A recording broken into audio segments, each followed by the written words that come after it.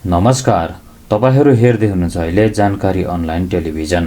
जानकारी अनलाइन टेलिभिजनबाट विभिन्न प्रकारका जानकारीहरू दिने सन्दर्भमा म आज यहाँहरूका माझ कक्षा 12 को नेपाली विषयको पाठ्यक्रममा समावेश गरेको आमाको सपना कविताको मूलभाव तथा व्याख्या सम्बन्धी जानकारी लिएर आएको छु।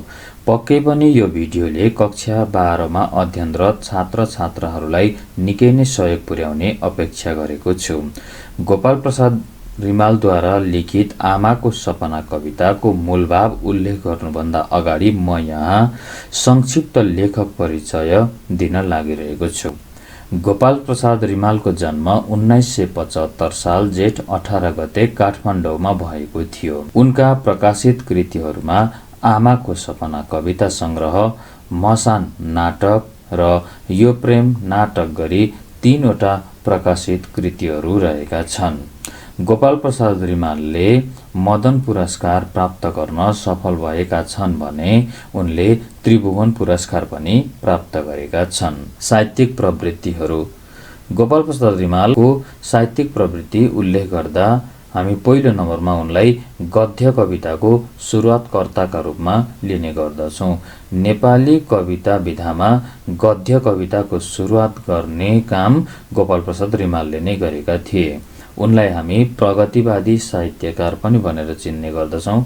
समाजमा भएका विकृति, विसङ्गति लगायतका कुराहरूमा आवाज उठाई तर त्यसका विरुद्धमा विद्रोहको स्वर समेत गुन्जाउने कविका रूपमा हामीले गोपाल प्रसाद रिमाललाई चिन्ने गर्दछौँ। उनको मृत्यु विक्रम सम्वत 2030 साल कार्तिक 8 गते भएको थियो। आमाको सपना कवितामा के कस्ता कुराहरू उल्लेख गरिएको छ भन्ने सन्दर्भमा हामीले कुरा गर्दा यो एउटा राणाकालीन समयमा लेखिएको कविता हो। यसलाई हामी क्रान्तिको बिगुल फुक्ने कविताका रूपमा पनि लिने गर्दछौँ।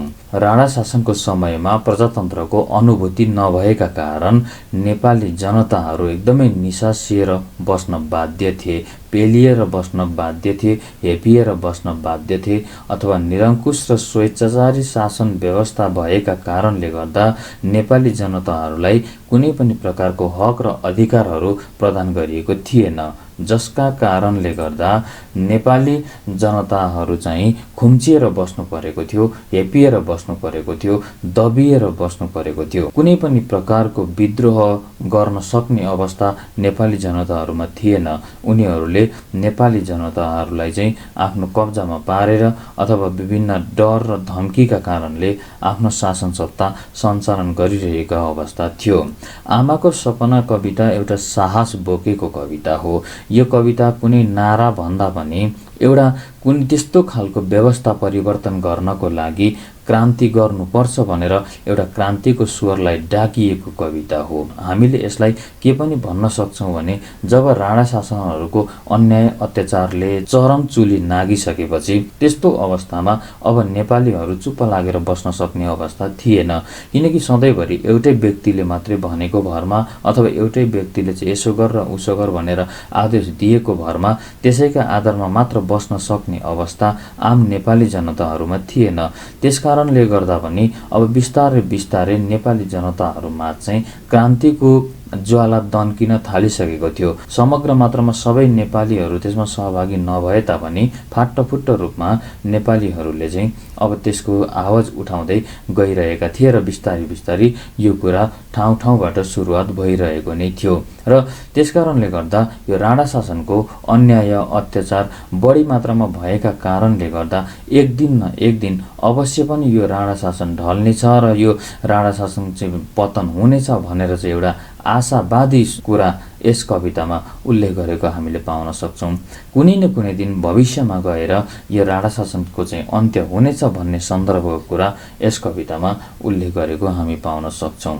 आमाको सपना कविता नेपालमा 104 वर्षसम्म एकतन्त्रीय राणा शासनबाट नेपाल आमा र नेपाली जनतालाई थिचोमिचोबाट मुक्त गराउन र राणाहरूको राजनैतिक तथा प्रशासकीय उपद्रवलाई ठिक पारी अधिकार कटौती गर्न र प्रजातन्त्रको स्थापना गर्नका लागि आह्वान गरिएको कविताका रूपमा हामीले लिने गर्दछौँ। गोपालप्रसाद रिमाल एक विद्रोही कवि भएका कारणले गर्दा पनि उनले यहाँ एउटा आफूले विद्रोहको स्वरलाई फैलाउने काम गरेका छन् कि यस्तो व्यवस्थाहरू नेपाली जनताको हित विपरीत रहेको त्यस्तो खालको व्यवस्थालाई चाहिँ जरैदेखि उखालेर फ्याँकेर प्रजातन्त्रको स्थापना गर्नुपर्छ भन्ने सन्दर्भमा आवाज उठाएको एउटा कविता हो यो आमाको सपना। नेपालमा विक्रम सम्वत 1903 सालबाट सुरु भएको राणा शासनको समयमा जनताहरूलाई कुनै पनि हक र अधिकार प्रदान गरिएको थिएन। निरङ्कुश र स्वेच्छाचारी शासन पद्धति भएका कारणले गर्दा एक व्यक्तिको इसारामा सम्पूर्ण जनताहरू बस्नुपर्ने अवस्था थियो। अन्याय, अत्याचार, विकृति, विसङ्गति, थिचोमिचो लगायतका धेरै कुराहरूबाट जनताहरू पिल्सिएका थिए। आफूलाई परेको कुनै पनि समस्या खुलेर राख्न सक्ने अवस्था थिएन। डर, त्रास आदिका कारण जनताले आफ्नो मुख बन्द गरेर बस्न पर्ने अवस्था थियो। एकतन्त्रीय निरङ्कुश शासनलाई बिस्तारै बिस्तारै जनताहरूले स्वीकार गर्न छाडिसकेका थिए। गुप्त रूपमा क्रान्तिको बिगुल फुक्ने कार्य सुरु भइसकेको थियो।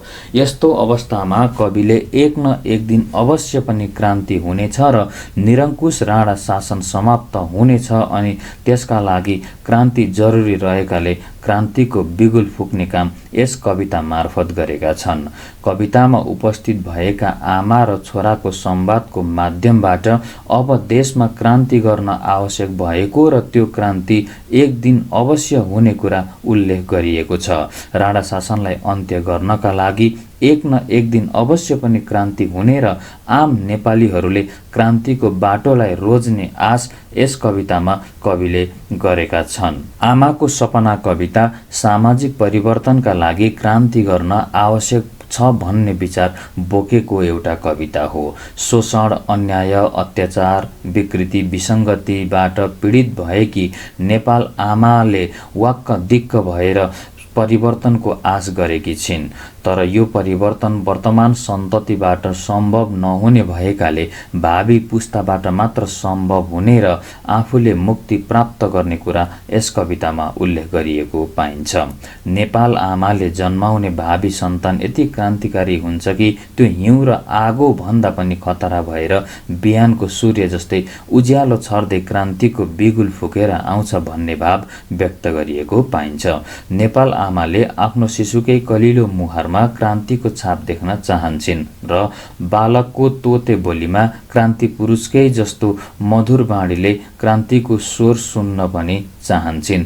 तर त्यसको बाँसुरीले छुन नसकेपछि भावी सन्तान पक्कै पनि क्रान्तिको अनुयायी हुनेछ अनि क्रान्तिको शक्ति सर्वव्यापी र सर्वग्राह्य हुनेछ भनेर आशावादी बनेकी छिन्। परिवर्तनका लागि क्रान्तिको बिगुल फुकेपछि सत्यमाथि हुने अन्याय अत्याचार विरुद्ध सबै जनताहरू लागि पर्नेछन् भन्ने कुरा यहाँ उल्लेख गरिएको छ। भविष्यमा आउने आफ्नो सन्तान यति सशक्त भएर आउँछ कि सुरुमा त्यसलाई पत्याउन पनि गाह्रो हुन्छ।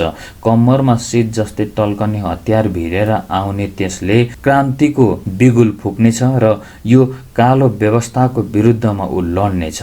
अन्याय अत्याचार विकृति विसङ्गतिका विरुद्धमा उसले लडेर नेपाली जनताहरूलाई स्वतन्त्रता प्रदान गर्नेछ भन्ने कुराहरू यस कवितामा उल्लेख गरेको पाइन्छ। आमाले त्यो क्रान्ति पुरुषको स्वरूप आफ्नो सन्तानमा देखेको तर त्यो क्रान्ति पुरुषले आफ्नो सन्तानलाई छुन नसकेका कारणले गर्दा आफ्नो भविष्यमा जन्मने सन्तानमा भने त्यसको प्रभाव अवश्य पनि पर्ने कुरा यस कवितामा उल्लेख गरिएको छ।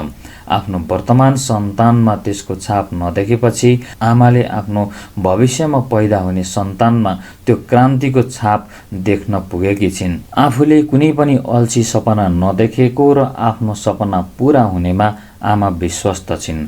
त्यो आएपछि अनि आफ्नो सन्तानलाई काखमा आएर घोप्टिने छैनौ र कथा सुन्ने छैनौ भनेर भनिरहेकी छिन्। त्यसलाई तिमीले आफै देख्न सक्नेछौ, ग्रहण गर्नेछौ अनि त्यसैको पछाडि लाग्नेछौ भनेर आमाले आफ्ना सन्तानलाई भनिरहेकी छिन्। तिमीलाई त्यो बाटोमा हिँड्न कसैले रोक्न सक्दैन। आमालाई खुसी पारेर तिमी त्यसैको पछि लाग्नेछौ। त्यो हुरी भएर आउँछ अनि तिमी पात बनेर पछ्याउने छौ भनेर आमाले भनेकी छिन्।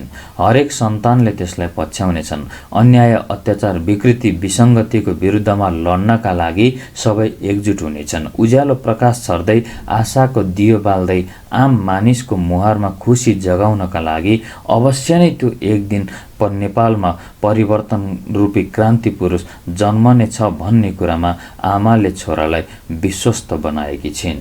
यसरी कविले नेपाल आमाका तर्फबाट उनका सन्तानलाई माध्यम बनाएर आफूभित्र रहेको क्रान्तिकारी भावनालाई यस कवितामा व्यक्त गरेका छन्।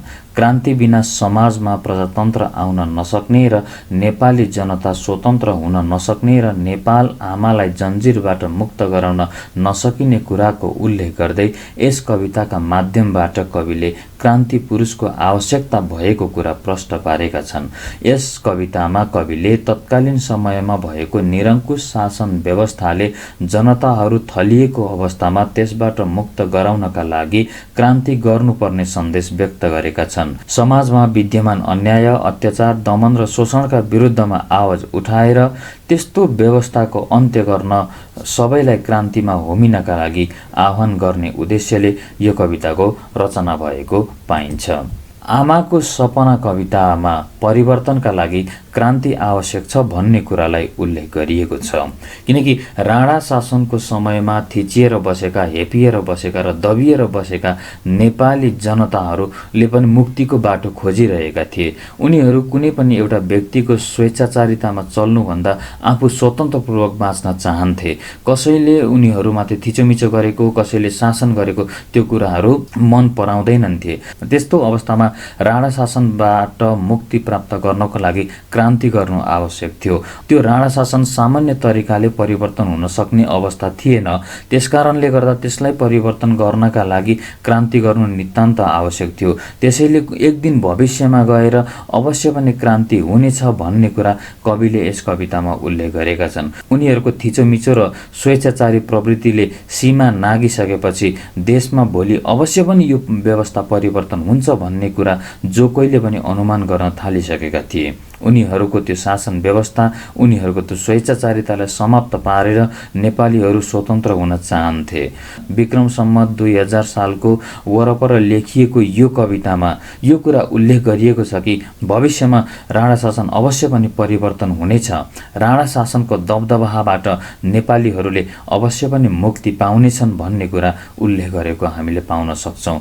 विक्रम सम्वत 1903 सालदेखि 2007 सालसम्म राणा शासन चलिरहँदाखेरि नेपाली जनताहरू थिचिएर दबिएर बस्नु परेको अवस्था थियो। त्यस्तो अवस्थामा त्यो व्यवस्थालाई परिवर्तनका लागि क्रान्ति गर्नु नितान्त आवश्यकता छँदै नै थियो। तत्कालीन समाजमा त्यो शासनहरूलाई डरले भए पनि मानिसहरू स्वीकार गर्न बाध्य थिए। त्यहाँ कसैले बोल्न सक्ने हिम्मत गरेका थिएनन्। जो कोहीले बोल्न खोज्थ्यो अथवा समाजमा त्यस्ता खालका चेतनाहरू ल्याउन खोज्थ्यो त्यस्तो व्यक्तिलाई चाहिँ विभिन्न प्रकारका दण्ड, सजाय अर्थात् मृत्युदण्ड दिने सम्मका कार्यहरू शासक वर्गहरूबाट हुने गर्दथ्यो। जसका कारणले गर्दा नेपाली जनताहरू त्रासमा जीवन बिताउनु परेको थियो। त्यही त्रासमा जीवन बिताइरहेको अवस्थामा किनकि त्यो व्यवस्था सधैँका लागि दिगो हुँदैन भन्ने कुरा चाहिँ यो कवितामा उल्लेख गरेको पाउन सक्छौँ। एउटा नेपाली उखान प्रचलित छ, धेरै उम्लियो भने पोखिन्छ हो। त्यसकारणले गर्दा राणा शासनहरू त्यसै गरी उम्लिँदै गइरहेका थिए र त्यो उम्लिएको शासन चाहिँ एक दिन अवश्य पनि पोखिनेछ भन्ने कुराको सङ्केत कविले पाइसकेका थिए र त्यो विद्रोहको स्वरलाई यस कवितामा प्रस्तुत गरेका छन् र उनले एक दिन आफ्नो यो देशमा परिवर्तनका लागि त्यसै गरी क्रान्ति हुनेछ र त्यो क्रान्ति गर्नका लागि सम्पूर्ण आम नेपाली जनताहरूले साथ दिनेछन् भन्ने कुरालाई यस कवितामा उल्लेख गरेको हामीले पाउन सक्छौँ। फलस्वरूप नेपालमा यसै गरी कविले भने जस्तो साँच्चै नै एउटा परिवर्तन नेपालमा आएको थियो। 2007 सालमा आम नेपाली जनताहरूले साथ दिएर नेपालमा प्रजातन्त्र स्थापना हुन सफल भएको थियो। आम जनताहरूले क्रान्ति गरेका कारणले गर्दा नै राणा शासन समाप्त भएर नेपालमा प्रजातन्त्रीय व्यवस्थाको सुरुवात भएको थियो। त्यसकारण विक्रम सम्वत 2000 सालमा लेखिएको कविता भए पनि त्यसको ठिक 7 वर्षपछि देशमा एउटा क्रान्ति पुरुष जन्मिन पुगेको छ र देशमा परिवर्तनको बाटो रोजेको उक्त क्रान्ति पुरुषले नेपाल आमा र देश जनतालाई स्वतन्त्र बनाएको थियो। उक्त 7 सालमा त्यस्तो खालको परिवर्तन नभएको भए नेपाली जनताहरू निरङ्कुश शासन प्रणालीमै रहिरहनु पर्ने अवस्था पनि आउन सक्थ्यो र एक न एक दिन त्यो व्यवस्था चाहिँ अवश्य पनि अन्त्य हुनेछ र त्यो अन्त्य गर्नका लागि सम्पूर्ण नेपाली जनताहरू नै एकताबद्ध भएर अगाडि बढ्नेछन् र सबैले क्रान्तिको बाटोलाई अनुसरण गर्नेछन् भन्ने कुरा यस कवितामा उल्लेख गरेको पाइन्छ। मैले आजको भिडियोमा हजुरहरूका माझ आमाको सपना कविताको मूलभाव प्रस्तुत गरेको छु। आशा छ पक्कै पनि यसबाट हजुरहरूलाई केही न केही फाइदा अवश्य पनि पुगेको छ। आगामी दिनमा यस्तै जानकारीमूलक भिडियोहरू लिएर हजुरहरूका सामु पुनः आउने वचनबद्धता व्यक्त गर्दै आज भने म यहाँहरूमाझ बिदा हुन चाहन्छु। धन्यवाद।